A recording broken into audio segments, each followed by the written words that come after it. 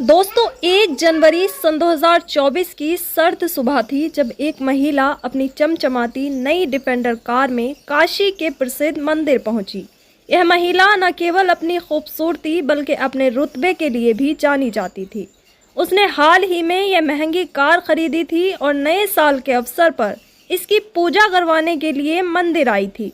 Driver ने उनसे कहा, पुजारी को बुला लाओ, मुझे गाड़ी की पूजा करानी है।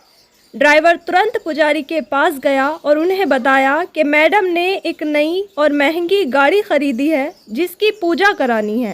पुजारी भी तुरंत तैयार हो गए और उनके साथ मंदिर की सीढ़ियों पर बैठे भिखारियों की भीड़ को पार करते हुए महिला के पास पहुँचे। पूजा की रस्में पूरी कर ली गई और महिला ने दक्षिणा दी। इसके बाद उसने अपने ड्राइवर से कहा, गाड़ी में जो कंबल रखे हैं उन्हें निकालो, ठंड काफ़ी है, इन गरीबों में बांटने हैं।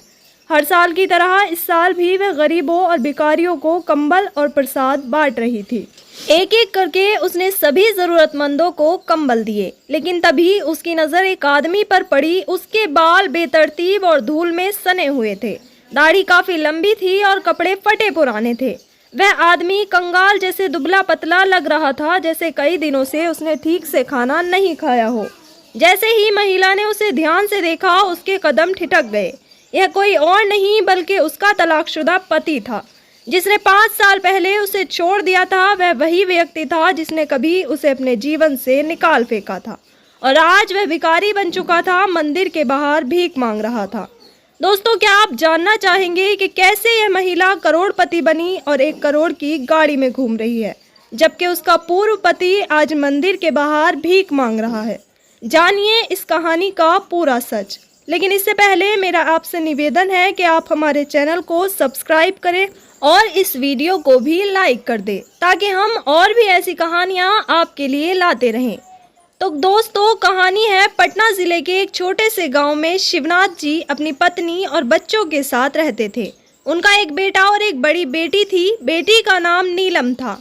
नीलम को पढ़ाई में कोई ख़ास दिलचस्पी नहीं थी, लेकिन शिवनाथ जी की कोशिश थी कि उनके दोनों बच्चे पढ़ लिख कर उनका नाम रोशन करें। नीलम बड़ी मुश्किल से 10वीं कक्षा पार कर पाई और साफ साफ अपने पापा से कह दिया, पापा मुझे पढ़ाई में कोई रुचि नहीं है, आप मुझे पढ़ाई के लिए मजबूर ना करें। नीलम की माँ भी यह सुनकर कहती है, आप इसे पढ़ाई के लिए क्यों दबाव देते हो, अब यह 10वीं पास कर चुकी है, गाँव के हिसाब से इतनी पढ़ाई काफ़ी है, अब इसकी शादी आराम से हो जाएगी। शिवनाथ जी को यह सुनकर बहुत तकलीफ़ होती है, क्योंकि उनका सपना था कि उनके बच्चे पढ़ लिख कर कुछ बड़ा करें। लेकिन अपनी बेटी की इच्छा जानकर और पत्नी की कड़वी बातें सुनकर शिवनाथ जी मन मार कर रह जाते, लेकिन बेटे की पढ़ाई पर पूरा ध्यान देते थे। बेटा पढ़ने लिखने में होशियार था, इसलिए वह अपनी पढ़ाई जारी रखता है। अब नीलम की उम्र शादी की हो गई थी, तो उसके माता पिता उसके लिए लड़का ढूंढने लगते हैं। जगह जगह लड़का देखने के बाद उन्हें एक लड़का पसंद आता है, जो बिहार पुलिस में कांस्टेबल था और पटना ज़िले के एक अन्य गांव का रहने वाला था। जब शिवनाथ जी लड़के से मिलते हैं तो वह उन्हें बहुत पसंद आता है। लड़के का नाम रोहित था और वह दिखने में सुंदर और सुडौल था। शिवनाथ जी उसका फ़ोटो घर लाते हैं और नीलम को दिखाते हैं। नीलम भी रोहित को देखकर उसे पसंद कर लेती है। इसके बाद शिवनाथ जी रोहित के घर वालों से मुलाकात करते हैं और रिश्ता तय हो जाता है। कुछ दान दहेज की बातचीत के बाद शादी की तारीख तय कर दी जाती है। शादी बड़े धूमधाम से होती है और नीलम अपने ससुराल जाती है। दोनों पति पत्नी अपने वैवाहिक जीवन को अच्छे से गुजारने लगते हैं। रोहित अपने माता पिता की इकलौती संतान था और नीलम का भी ससुराल में बहुत सम्मान और देखभाल होती है।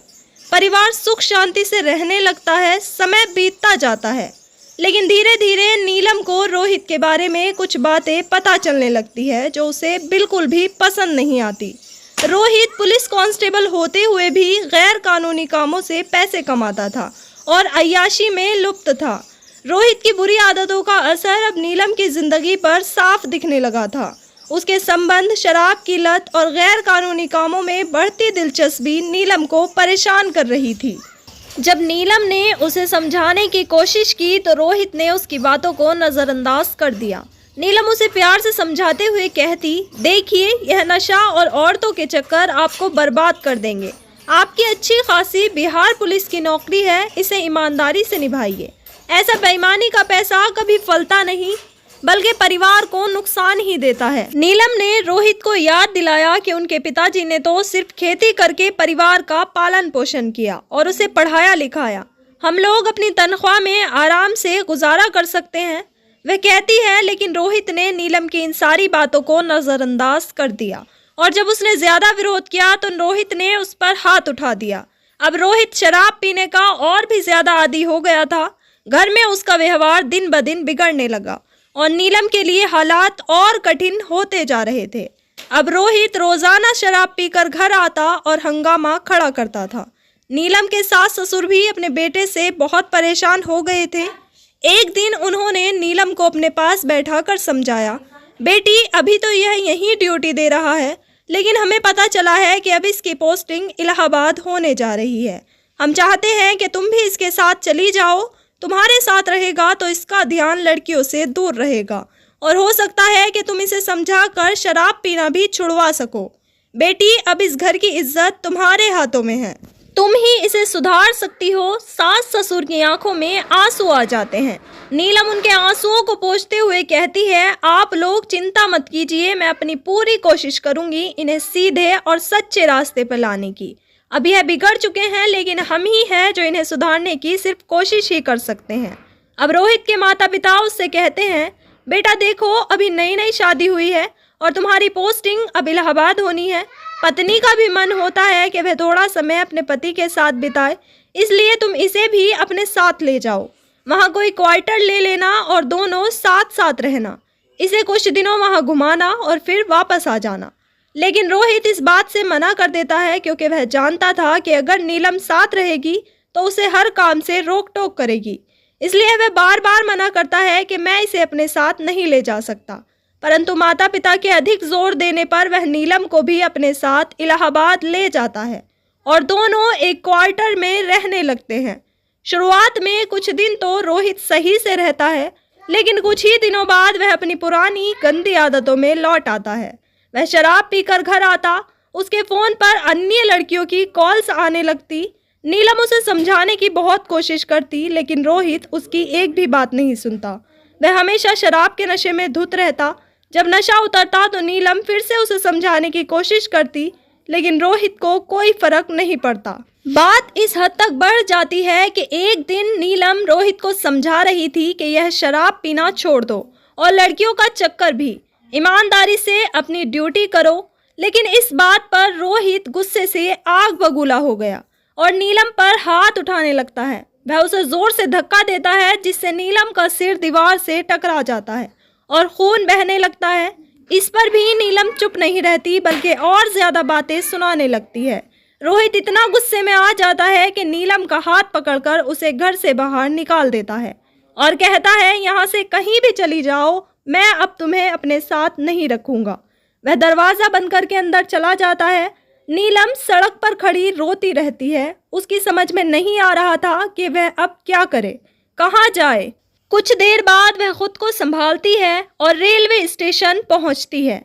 वहां पहुंचकर वह अपने माता पिता को फोन लगाती है और अपनी स्थिति बताने लगती है। जब नीलम अपने पिता को फोन पर बताती है कि उसके पति रोहित ने उसे मार पीट कर घर से बाहर निकाल दिया है, उसके पिता पहले उसे समझाने की कोशिश करते हैं कि वह ससुराल में रहकर हालात का सामना करे। लेकिन जब नीलम उन्हें बताती है कि रोहित हर दिन उसे जान से मारने की धमकी देता है और उसे जलाने या मारने की योजना बना सकता है, तो उसके माता पिता का दिल पसीज जाता है। उसके पिता कहते हैं, ठीक है बेटी, तुम अपने घर वापस आ जाओ, अब और तकलीफ मत सहो।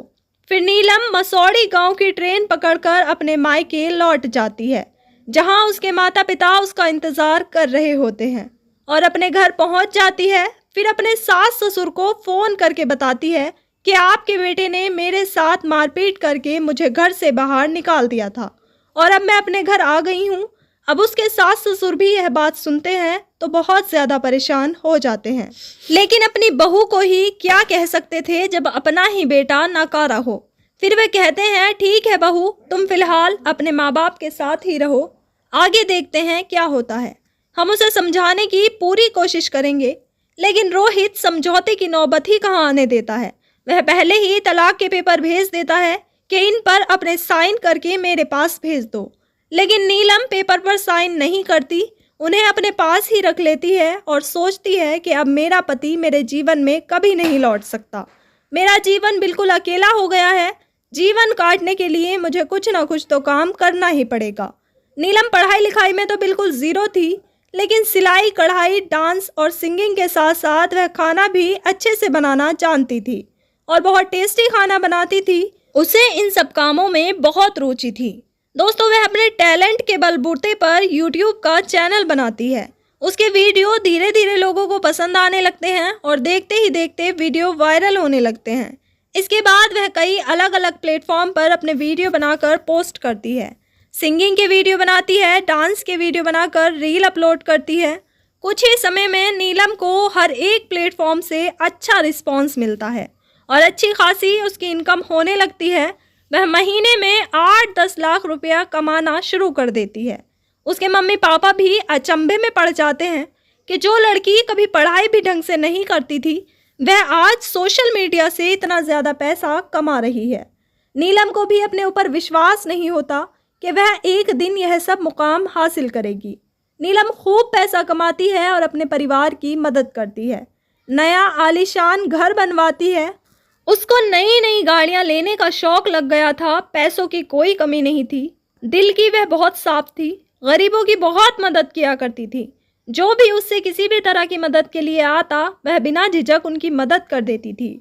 अब नए साल पर वह एक नई डिफेंडर कार लेकर काशी मंदिर पहुंचती है और पूजा कराती है। पूजा के बाद हमेशा की तरह गरीबों में कंबल बांट रही थी कि उसकी नज़र एक व्यक्ति पर पड़ती है जिसे देखकर वह दंग रह जाती है। आखिर पत्नी तो पत्नी ही होती है। पति को किसी भी हालत में पहचान जाती है, खासकर जब वह अपने पति से सच्चा प्रेम करती हो। नीलम ने जैसे ही उस व्यक्ति को देखा, वह समझ गई कि यह कोई और नहीं, उसका पति रोहित ही है। उसे पहचानते ही नीलम की आंखों में आंसू आ जाते हैं। रोहित भी अपनी पत्नी नीलम को देखता है और उसे देखते ही फूट फूट कर रोने लगता है। शर्मिंदगी से उसका सिर नीचे झुका हुआ था। नीलम उससे कहती है, रोहित, अपना सिर ऊपर उठाओ और मुझसे बात करो। जैसे ही रोहित अपनी पत्नी की आवाज़ में अपना नाम सुनता है, उसके दिल की धड़कनें बढ़ जाती है। वह अपनी निगाहें ऊपर उठाकर दया की दृष्टि से नीलम की तरफ देखता है। उसकी आंखों से लगातार आंसू बह रहे थे और वह बहुत शर्मिंदा महसूस कर रहा था। नीलम अपने पति रोहित के बाजुओं को सहारा देते हुए खड़े करती है और कहती है, चुप हो जाओ, आओ मेरे साथ गाड़ी में चलो। वह उसे गाड़ी में बैठाती है और पूछती है, अब बताओ तुम्हारी ये हालत कैसे हो गई? तुम्हारी तो सरकारी नौकरी थी, फिर भीख मांगने को क्यों मजबूर हो गए? मैंने तुम्हारे मम्मी पापा से भी कई बार बात करने की कोशिश की थी, लेकिन उन्हें भी तुम्हारी कोई जानकारी नहीं थी। तुमने घर आना जाना क्यों बंद कर दिया? रोहित सिर झुका लेता है और सोच में पड़ जाता है। फिर वह बोलता है, यह सब मेरी ही गलती की वजह से हुआ है। तुम्हें घर से निकालने के बाद मैं खुद को आज़ाद समझने लगा।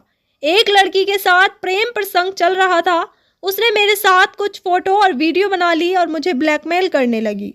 सारा पैसा लूट लिया। रोहित आगे बताता है, इसके बाद एक मुजरिम को केस से बाहर निकालने के चक्कर में मेरे बड़े अधिकारियों को इसकी भनक लग गई। मेरे खिलाफ और भी 3-4 केस चल रहे थे, जिनके चलते मुझे नौकरी से हमेशा के लिए निकाल दिया गया। नौकरी छीनने के बाद मैं अपने मम्मी पापा के सामने जाने की हिम्मत नहीं कर पाया। इलाहाबाद में कुछ समय तक लोगों से पैसे मांगकर गुजारा किया, लेकिन जब किसी ने मदद नहीं की तो मैं काशी आ गया और यहीं मंदिर पर भीख मांगकर जिंदगी काट रहा हूँ। अपनी जिंदगी की कहानी सुनाने के बाद रोहित फूट फूट कर रोने लगता है। नीलम भी अपने पति की ऐसी हालत देखकर खुद को संभाल नहीं पाती और उसकी आंखों में भी आंसू आ जाते हैं। रोहित हाथ जोड़कर नीलम से माफ़ी मांगने लगता है, उसके पैरों में गिर जाता है। नीलम उसे उठाते हुए कहती है, ऐसा मत करो, पति का स्थान पत्नी के पैरों में नहीं बल्कि दिल में होता है। आपने जो भी गलतियां की, कोई बात नहीं, मैंने आपको बहुत समझाने की कोशिश की, लेकिन आपको मेरी समझाई कोई बात अच्छी नहीं लगती थी। और देखो आज आप कहां से कहां आ गए हो। आप पहले कितने हैंडसम दिखते थे और आज एक भिखारी बनकर रह गए हो। वह उसे अपने सीने से लगा लेती है और अपने साथ ले जाने लगती है। नीलम की माँ, जो नीलम के साथ मंदिर आई थी, कहती है, नीलम, इस आदमी का हाथ मत पकड़ो, यह तुम्हारी अच्छी खासी जिंदगी फिर से बर्बाद कर देगा। नीलम कहती है, माँ, यह चाहे कैसे भी हो, लेकिन मैं इन्हें अपना पति मानती हूँ और इनके बुरे समय में अगर मैं इनका साथ ना दे पाई तो मुझे बहुत दुख होगा। मैं ज़िंदगी में चाहे कितना ही पैसा कमा लूँ, लेकिन अपने दिल को नहीं समझा पाऊँगी। मैं अपने दिल को क्या जवाब दूँगी, इसलिए इन्हें मेरे साथ जाने दीजिए। नीलम रोहित को अपने घर ले आती है। उसका बाल दाढ़ी बनवा कर उसे नए कपड़े पहनाकर अच्छे से तैयार कर देती है। अब वह पहले की तरह ही स्मार्ट लगने लगता है। अब नीलम उसे बहुत प्यार से पूछती है, क्या आप जीवन में दोबारा यह गलती करेंगे या छोड़ देंगे? रोहित की आंख एक बार फिर से नम हो जाती है। अपनी पत्नी का अपने प्रति प्रेम देखकर वह भावुक हो जाता है और कहता है, नीलम, मैंने ज़िंदगी में बहुत गलतियाँ की हैं और बहुत भूल कर चुका हूँ। तुम्हें भी बहुत परेशान किया। अब भगवान ने मुझे सुधरने का एक मौका दिया है, मैं इसे गंवाना नहीं चाहता। अब आगे ज़िंदगी में ऐसी कोई गलती की गुंजाइश नहीं है। जब तक मैं जीऊँगा नेक आदमी बनकर रहूँगा। ऐसे गलत नशे या गलत काम करके नहीं जीना। नीलम भी अपने पति के मुंह से इतनी प्यारी बातें सुनकर भावुक हो जाती है, उसे गले से लगाकर रोने लगती है। अब दोनों मंदिर जाते हैं और फिर से शादी कर लेते हैं। शादी करने के बाद नीलम पति के साथ अपनी डिफेंडर कार लेकर अपने ससुराल पहुंचती है। जब ससुराल पहुंचते हैं तो सभी लोग देखते हैं कि इतनी बड़ी गाड़ी से आज कौन आया है। फिर जब गाड़ी से नीलम और रोहित बाहर निकलते हैं तो सभी की आंखें फटी की फटी रह जाती है। रोहित के माता पिता जब अपने बेटे और बहू को देखते हैं तो वह भी दंग रह जाते हैं, लेकिन अपने बेटे को इतने समय के बाद देखकर उनकी आंखों से आंसू छलकने लगते हैं। वह अपने बेटे को सीने से लगा लेते हैं। रोहित अपने माता पिता से बताता है कि कैसे नीलम ने मुझे ज़मीन से उठाकर आसमान पर बिठा दिया। अगर आपकी बहू ना होती तो मैं आज भी आपके सामने नहीं आ पाता। इसके बाद नीलम के ससुराल वाले नीलम को भी आशीर्वाद देते हैं। तुमने हमारे बच्चे को सुधार दिया और बहुत कठिनाइयों का सामना करने के बाद भी दोबारा अपने पति को अपना लिया। अब परिवार फिर से हंसी खुशी रहने लगता है। 1 साल बाद नीलम और रोहित को एक बच्चे की खुशी भी नसीब होती है। रोहित अब घर पर ही रहता है, उसे नौकरी करने की ज़रूरत नहीं रहती। वह अपने पास इकट्ठा किए पैसे से एक बिजनेस शुरू करता है और नीलम की सोशल मीडिया से भी इनकम जारी रहती है। दोनों पति पत्नी अब अपने जीवन में खुश हैं। तो दोस्तों, यह थी आज की कहानी। आपको कैसी लगी कमेंट करके ज़रूर बताइए। आपकी नीलम के बारे में क्या राय है?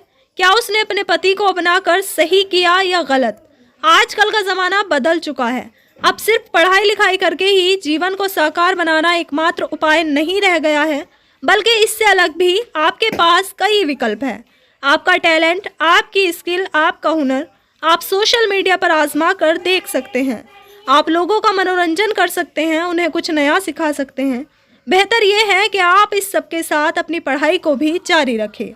अगर कहानी आपको ज़रा भी पसंद आई हो तो चैनल को सब्सक्राइब करना ना भूलें। जय हिंद, जय भारत।